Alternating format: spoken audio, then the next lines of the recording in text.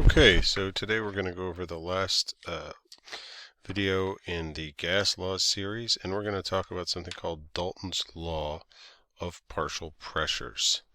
Now the idea here, as should not surprise you if you think about it, is that, since the ideal gas law tells us that all gas particles are the same, can't tell the difference between them at the level of the ideal gas law, right? That's one of the assumptions that we make, that basically only the total number of gas particles matters and not the identities of the gas particles. So if you extend this to a gas mixture, each gas is going to contribute to the total pressure just according to the fraction of the molecules it represents. The total pressure from a gas sample will be proportional to the total number of molecules of gas that are there. That's of course at constant volume and temperature. And so that means if you want to consider how much of a contribution one of those gases is making to the total pressure, you can just count up the number of gas molecules representing that gas and then divide it by the total. So that's the fraction. Basically, air is 78% nitrogen. So that means at the microscopic level, 78% of the collisions with the walls of a container that has air in it are coming from the nitrogen molecules. And so at atmospheric pressure at sea level, 1 atmosphere, the partial pressure due to nitrogen, due to the collisions of those nitrogen molecules, is going to be 0.78 atmospheres. It's going to be 78% of the pressure. So basically the partial pressure is just coming from the fraction of the molecules belonging to a particular gas in the mixture.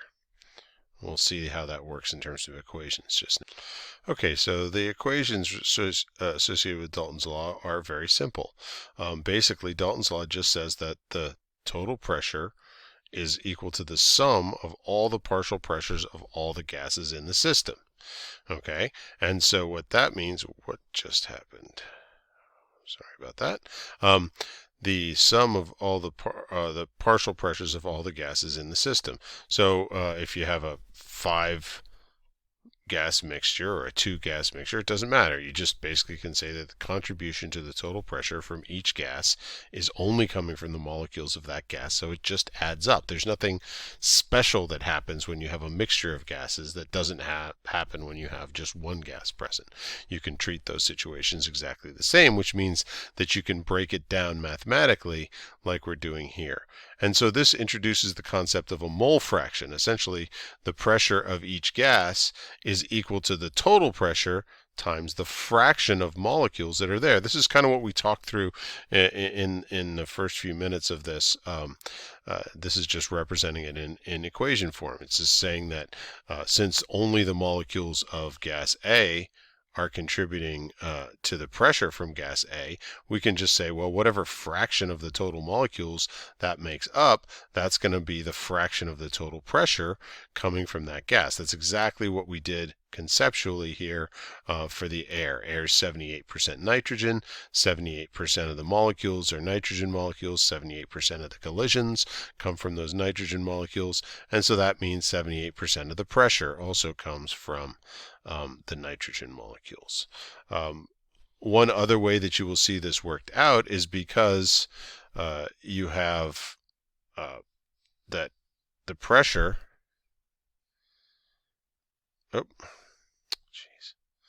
pressure total is going to equal total number of molecules, total number of moles times RT over V, and this is going to equal Na plus Nb. Let's just assume that we have a mixture of 2 gases here, T over V. Okay, and so that's clearly the contribution from the molecules of A and the molecules of B. So then we can say that the partial pressure from gas A is just going to be Na times RT over V. So the ideal gas law can be applied to the molecules of the gas as a whole, like this, or it can be applied to the molecules of each gas individually. So that's a very standard way that the Dalton's law of partial pressure gets used in calculations, and we're going to do a couple examples now.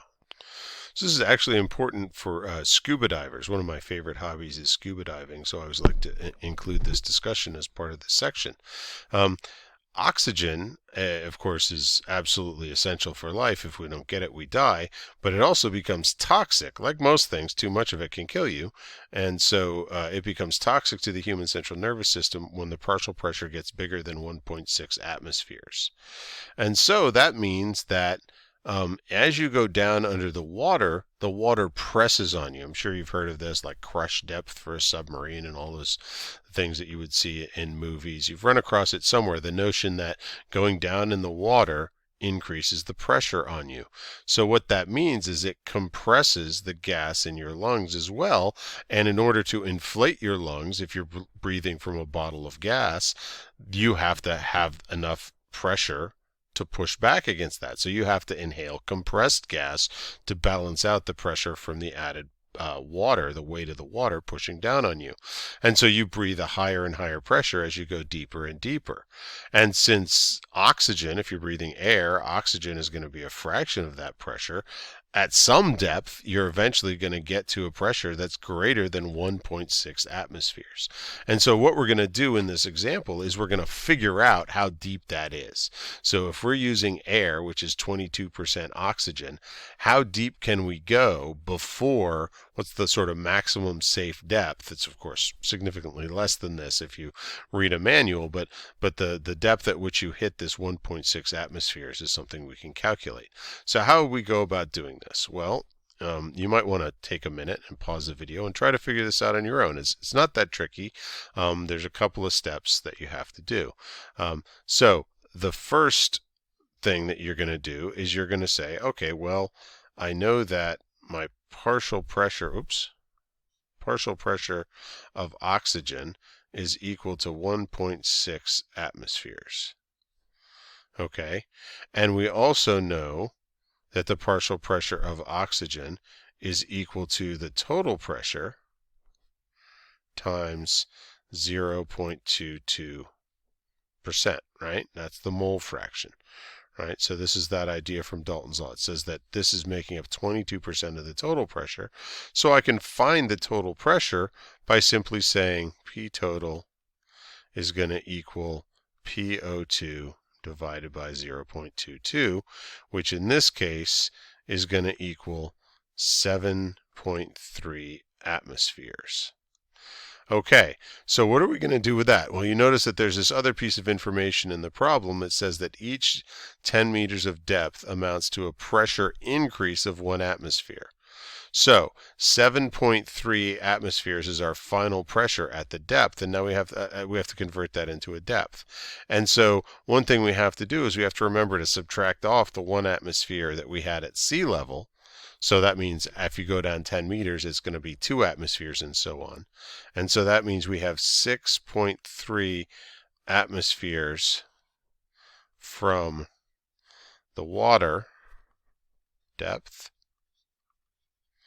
And so that means we're talking 63 meters. So 63 meters is about 210 feet. So that means that you can go down safely on air. It's generally considered 150 feet is definitely safe. Once you go much below that, you're starting to push the range where that oxygen partial pressure is getting uncomfortably high. Now, you're not going to hit this 1.6 atmospheres until you get to 210 feet, but as you get closer and closer to that, your risk level goes up. It's obviously 1.6 atmospheres isn't average. Some people are going to hit nitrogen toxicity symptoms before that. Some people are going to hit it later than that. And so you don't want to really ever even get near it, is the point. The symptoms are bad because you basically go into convulsions and you spit out your regulator. And if that happens to you and you're a couple hundred feet under the water, you better hope that somebody's right next to you to save you, because otherwise you're going to die. Okay, next example. Okay, so the next example is relevant to the lab that you're going to be doing tomorrow. And so here we're talking about gas collection over water. The idea being that you can have a collection jar here that's completely full of water, and then you can do a reaction in a test tube that generates a gas. And if you want to know how much gas you're generating, you can collect it inside this container here. And since the gas is trapped, it has nowhere else to go. If you measure the volume of that gas, and you know the pressure in the room, and you know the temperature in the room, well, then you can figure out the moles of stuff that reacted, right? You can figure out what went on in your reaction. We're back to chemical reactions now, which means we're going to be thinking about moles in terms of stoichiometry. So we're trying to track the progress of a reaction. There's one little wrinkle with water, which is that water actually has a pretty high vapor pressure at the temperatures that we work in a lab typically. And so you need to remember to subtract off the partial pressure coming from the water when you do gas collection over water. So this sort of is a review of all the concepts that we've done in this unit. So let's try a problem now. So potassium chlorate, KClO3, decomposes to potassium chloride upon heating, and that releases oxygen gas, which is what we're collecting in this chamber. And so we're saying here that a particular sample got decomposed, and the final volume of gas that we collected, the oxygen gas, is measured to be 57.2 milliliters, and then you get the ambient temperature and pressure. And so it also tells you the vapor pressure of the water. So what we need to do is calculate the mass of the salt sample. So clearly this is going to be based on the moles of the salt sample, which we're going to connect back through the stoichiometry of the equation to the moles of oxygen that we collected. So things that we're going to need are the balanced chemical equation. KClO3, solid, when you heat it, is going to give you KCl plus O2. And you can see here, oh, this is also a solid, and this is a gas. And you can see here that I've got an O3 here and an O2 there. And so that means that I'm going to get 3/2 oxygen from this, right? Because we're going to be getting 3 atoms of oxygen from each one of these, and that's going to represent 3/2 of an oxygen of an O2 molecule. I'm not going to elaborate on that. That's just going back to the stuff we use with combustion. We can talk about half molecules when we're dealing with diatomics. Okay, so what about the calculation? Well, we know that P total equals 734 torr, right? Because that's the temperature in the lab. Okay, and so that means that the pressure from the O2 is going to equal P total minus the vapor pressure from the water, which is 19.8 torr. So we have to subtract that off to get the pressure that's coming from the oxygen, which is 714.2 torr.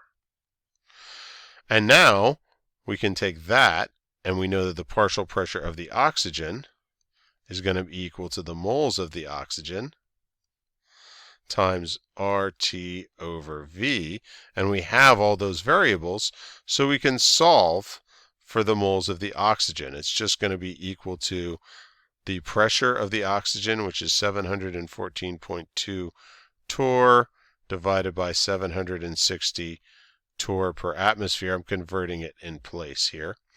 And then the volume is 0.0572 liters. Note that I converted milliliters to liters there.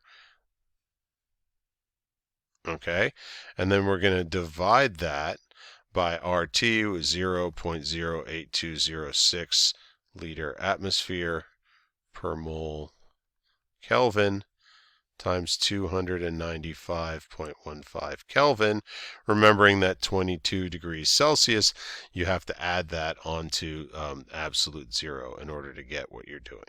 Okay, so anyways, plugging all that in, you end up with moles of oxygen being 2.219 times 10 to the minus 3 moles, and then you would just multiply that by the appropriate mole fraction. So 2/3 of that is going to be equal to the moles of your potassium chlorate, and you can